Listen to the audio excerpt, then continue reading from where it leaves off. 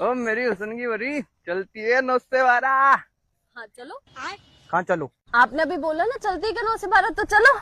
मैं तो आपको छेड़ रहा था नॉर्मली। हाँ तो मैं छिड़ गई, अब चलो। बहन जी आप तो सरी बट बहन जी लगती हूँ मैं, बहन जी लगती हूँ। मतलब मेरी हुस्न की परी, मैं तो आपको नॉर्मल छेड़ रहा था। हाँ तो अब मैं छिड़ गई।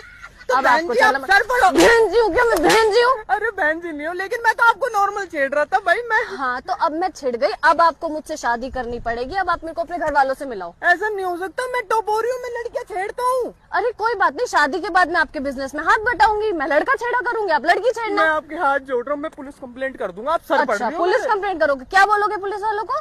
बोल दूंगा आपको मैंने छेड़ा और आप छिड़ गए, मैंने सर पड़ रही हो आप। अच्छा ठीक है, बोलो करो।